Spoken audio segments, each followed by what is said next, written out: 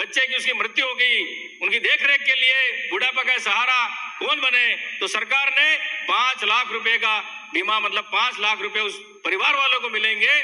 ये मुख्यमंत्री चिरंजीवी स्वास्थ्य बीमा योजना और मुख्यमंत्री ये दुर्घटना बीमा योजना, काफी जनता को इसका लाभ मिल रहा है।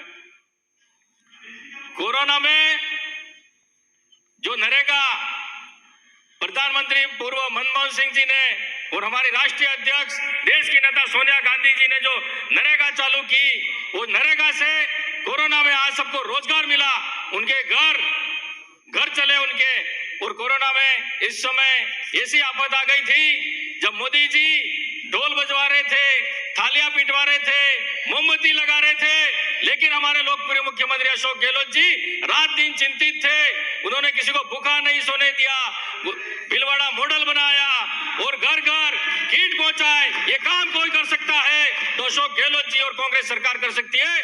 भारतीय जनता पार्टी खाली बातें करती है, काम धरातल पे कुछ नहीं कर सकती। उसके बाद नरेगा में गैस के सिलेंडर, पेट्रोल के दाम बढ़ा 25 दिन बढ़ाए, वो हमारे लिए काफी लाभदायक है। लोगों को और हमारे कहीं पलायन नहीं करना पड़ेगा।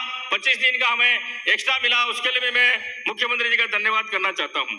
उसके साथ साथ शहरों में भी इंदिरा गांधी शहरी गारंटी योजना लागू की, तो उससे जो दलित वर्ग के लोग थे, जो पिछड़े वर्ग के लोग थे, उनको घरों में काम पे कोई लगाता नहीं था, घरों पे उनको काम पे कोई लगा नहीं सकता था। ऐसे में हमारे लोकप्रिय मुख्यमंत्री जी ने शहरी इंदिरा गांधी शहरी रोजगार गारंटी योजना चालू करके उनको रोजगार देने का काम किया।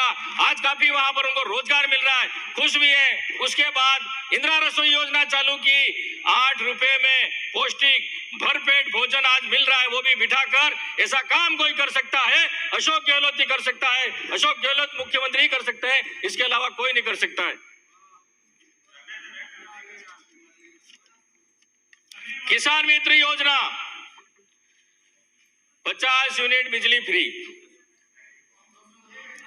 हमारे गांव में जो गरीब के लिए एक भले 200 रुपए भी उनको मजदूरी करके भरने पड़ते हैं, उनका बिल फ्री हो रहा है। किसान जो 1000 रुपए जो सरकार जमा कर रही है किसानों का, इससे बड़ी बात क्या हो सकती है? अरे केंद्र कोयला ही नहीं दे रही है, मोदी जी खाली बातें कर रहे हैं और अब कह रहे हैं कि हमारी ये स्थिति हो गई, वो स्थिति हो गई। अभी तो हमारे निःशुल्क 0 बिल आ रहे हैं, लेकिन आपके टाइम में पूर्ववर्ती सरकार में घरों में लाइट नहीं आती थी, बिलों में करंट आता था, बिलों में करंट आता था। आपकी सरकार थी तब लाइट आपकी बिल्कुल नहीं आती थी, बिलों में झटका लगता था, बिल पकड़ते ही झटका लगता था। लेकिन हमारे यहाँ लोकप्रिय मुख्यमंत्री जी ने निःशुल्क बिल्कुल 0 बिल आ रहा है, बहुत बहुत धन्यवाद देना चाहता हूँ। शिक्षा के क्षेत्र में इंग्लिश मीडियम स्कूल खोली, ये गरीब का बच्चा इंग्लिश पढ़ सके, आगे बढ़ सके। लेकिन विपक्ष के हमारे जो सदस्य हैं उनको अच्छा नहीं लग रहा है, क्योंकि गरीब का बच्चा नहीं पढ़ना चाहिए, अंग्रेजी नहीं पढ़ना चाहिए, वो आगे नहीं बढ़ना चाहिए। ये भारतीय जनता पार्टी की सोच है। लेकिन हमारे मुख्यमंत्री जी ने हर ब्लॉक पे अंग्रेजी मीडियम स्कूल खोल करके हमारे वहां लोग जो गरीब थे वो आज आप अंग्रेजी पढ़ रहे हैं, उनको काफी फायदा मिल रहा है। लोग भी काफी तारीफ कर रहे हैं कि ऐसा काम कोई कर सकता है, अशोक गहलोत कर सकता है, कोई दूसरा नहीं कर सकता है।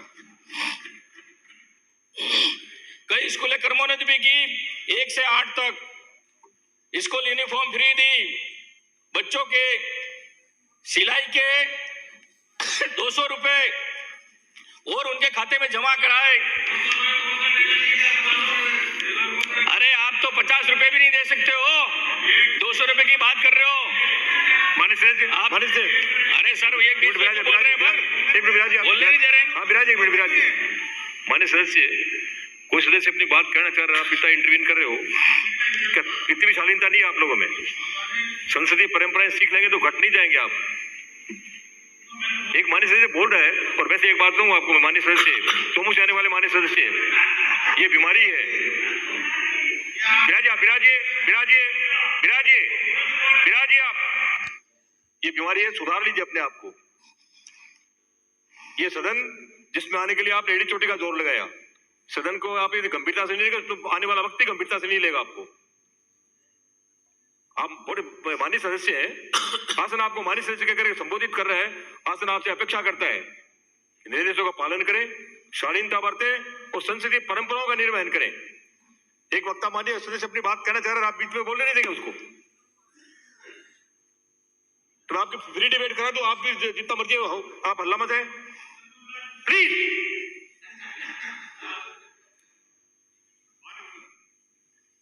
माननीय सदस्य, हमारी सरकार ने प्रशासन शहरों के संग, प्रशासन गांवों के संग जो अलॉटमेंट कैंप लगाए और लाखों लोगों को जो वंचित थे, गरीब थे, उनको पट्टे दिए गए और लोगों में काफी खुशी की लहर भी है कि ऐसा पहली बार हुआ है। शहर में भी जो बरसों से मकान बनाकर रह रहे थे, गांवों में मकान बनाकर रह रहे थे, जो 100-150 सालों से पेनल्टियां भर रहे थे, उनके कभी खाते नहीं हुए, पटवारी रोज चक्कर मारते थे, लेकिन उनका अलॉटमेंट कैंप लगा, लोगों को उनको खातेदारी हक मिला, तो काफी इस कैंप से आम जनता में खुशी और फायदा भी लोगों को हुआ है। मेरे विधानसभा क्षेत्र में सरकार ने, अशोक गहलोत साहब ने काफी जो मांगा वो दिया, भले कृषि महाविद्यालय हो, विधि कॉलेज हो, आर्चर एकेडमी भी हो, राम सगड़ा कॉलेज हो, पाल देवेल कॉलेज हो, गामड़ी तहसील हो, पाल देवेल तहसील हो, और विपक्ष के साथी कहते हैं कि हमारा कुछ काम नहीं हुआ, लेकिन कई काम ऐसे मैंने शिलान्यास भी कर दिए और उद्घाटन भी कर दिए। ये पहली बार इस सरकार में हुआ है, लेकिन असत्य बोलना इनका काम है।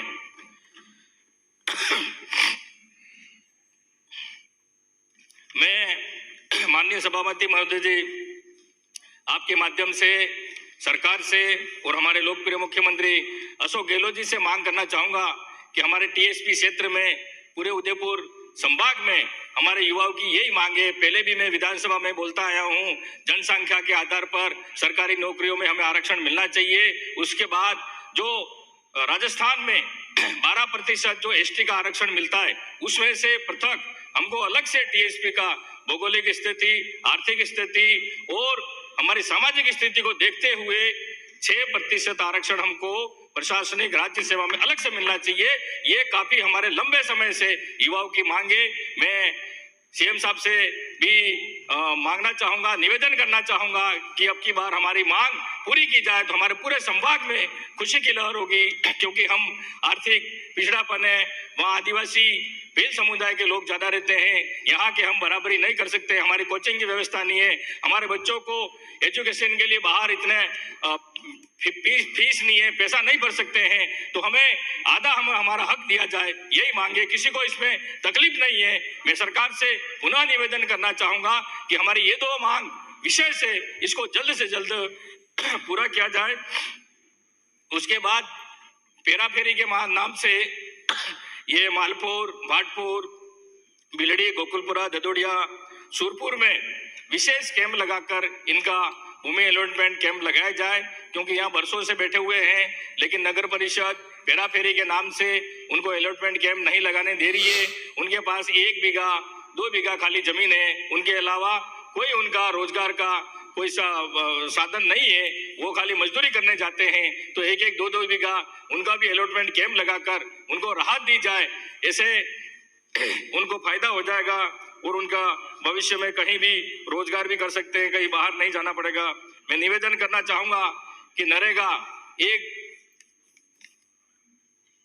वरदान साबित हुई है हमारे लिए, लेकिन आजकल जो ऑनलाइन सिस्टम कर दिया है, हमारे वहां पर कई पंचायतों में मोबाइल का नेटवर्क ही नहीं पकड़ता है, तो वहां फिंगर कैसे, थंब कैसे होगा, मेटो के हाजिरी नहीं और मेटो के पेमेंट नहीं मिला है, कारीगरों का पेमेंट नहीं मिला है, मटेरियल का पेमेंट नहीं मिला है, सरपंच भी परेशान है और मजदूर काफी परेशान है, वहाँ ऑनलाइन हाजिरी नहीं हो रही है। सरकार ने, हमारे गहलोत साहब ने तो 25 दिन बढ़ा दिए, लेकिन 100 दिन, किसी के 50 दिन भी नहीं हो पा रहे हैं। और मोदी जी की तो यही सोच है कि नरेगा बंद कर दो, लोगों को रोजगार नहीं देना, यही इनकी सोच है। मैं कहना चाहूंगा कि हमारे वहाँ नरेगा में 200 दिन किए जाए, वहां पर कोई उद्योग धंधे नहीं है, कोई रोजगार का अन्य साधन नहीं है नरेगा के अलावा, या तो उनको सूरत जाना पड़ता है, गुजरात जाना पड़ता है, नरेगा के अलावा कोई वहां पर कोई ऐसा रोजगार का कोई साधन नहीं है। इसलिए टीएसपी क्षेत्र में उदयपुर संभाग में नरेगा के 200 दिन किए जाएं और जो ऑनलाइन हाजिरी हो रही है और इनका भुगतान समय पर नहीं हो रहा है वो इसको जल्दी कराया जाए और ऑनलाइन जहाँ नेटवर्क नहीं पकड़ रहा है उसका कोई सिस्टम करें कि भाई ऑफलाइन भी इनकी हाजिरी ली जाए, उनको समय पर इनके पूरे दिन मिल पाए। वनाधिकार के पट्टे काफी हमारी सरकार ने दिए, लेकिन कुछ लोग काफी वर्षों से बसे हुए हैं, उनके अभी तक फाइलें जमा हैं, लेकिन उनको वनाधिकार के पट्टे भी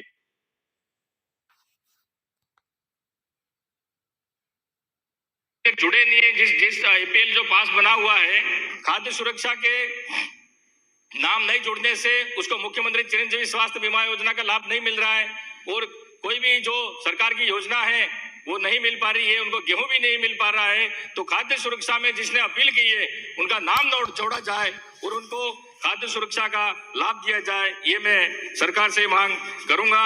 और हमारे बच्चे कॉलेज पढ़ने गुजरात बॉर्डर से डूंगरपुर आते हैं, बीच में एक बार ऑटो भी पलट गया था, बच्ची के एक्सीडेंट भी हुआ। कई बार मैंने मंत्री जी को भी निवेदन किया था कि डूंगरपुर से गामड़ी रामसागड़ा वाया होता हुआ गुजरात सीमा वीरपुर सरम तक बस चालू सरकारी की जाए और डूंगरपुर से पालीछोड़ा तक सरकारी बस चालू की जाए और डूंगरपुर से रतनपुर तक ये 3 बस बहुत ही अनिवार्य है हमारे टीएसपी क्षेत्र में, जनजाति बाहुल्य क्षेत्र में। वहां पर जल्दी से जल्दी बस चालू की जाए तो वहां आम लोगों की जो समस्या है उसको समस्या उनकी निराकरण हो सके और बच्चे जो कॉलेज पढ़ने जाते हैं, स्कूल पढ़ने जाते हैं, वो भी समय पर जाएं। जो प्राइवेट टैक्सी वाले होते हैं उनसे मोटा रकम वसूल करते हैं और समय पर पहुंच नहीं पाते, कभी अंधेरा पड़ जाता है, कहीं जंगल का एरिया है।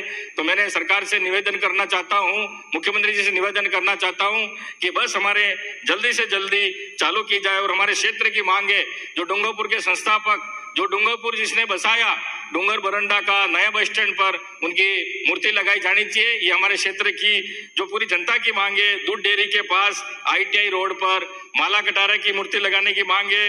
और शहीद कालिया मनात, जो पाकिस्तान भारत का युद्ध हुआ था उसमें शहीद कालिया मनात शहीद हुआ था, तो उसकी भी देवल खास में मूर्ति लगनी चाहिए। और जो मैं गुजरात में पेपर जो कल लीक हुए और जहां जहां इनकी बीजेपी की सरकार थी, जहां पेपर लीक हुए वहां तक कोई कार्रवाई नहीं की, लेकिन हमारे लोकप्रिय मुख्यमंत्री ने वापस पेपर भी कराए और जिन्होंने ऐसा काम किया उसको जेल भी डाला और जो उनकी बिल्डिंगें थी उनको भी ध्वस्त किया। ये काम किया है तो जो संवेदनशील सरकार अशोक गहलोत जी की सरकार ने किया, कांग्रेस पार्टी ने किया, भारतीय जनता पार्टी वाले के जिस भी राज्य सरकार में पेपर लीक हुए वापस उन्होंने एग्जाम भी नहीं कराए, उस पर कार्रवाई नहीं की। ये खुद मिले हुए, ये क्या कार्रवाई करेंगे? मैं कहना चाहता हूं और मोदी जी से, आपके जो सदस्य विपक्ष में बैठे हुए, जब मोदी जी ने घरेलू गैस तो 1100 रुपए सिलेंडर के कर दिए, तो नरेगा में मजदूरों के भी 1000 रुपए करने चाहिए। मैं कहना चाहता हूँ, मांग करें, मुझे समाप्त करें, वाणी से समाप्त करें। सर एक खाली कहना चाहूंगा, बताएं।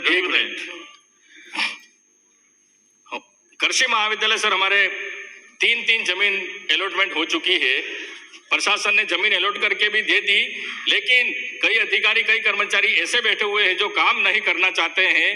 3 जगह जमीन बता दी है, फिर भी वो काम नहीं चालू करना चाहते हैं। मैं सरकार से निवेदन करना चाहूंगा, CM साहब से निवेदन करना चाहूंगा, मंत्री जी से निवेदन करना चाहूंगा कि जल्दी से जल्दी ये कृषि महाविद्यालय वहां पर चालू करा जाए। मुझे बोलने का मौका दिया, इसके लिए बहुत बहुत धन्यवाद। जय हिंद, जय भारत।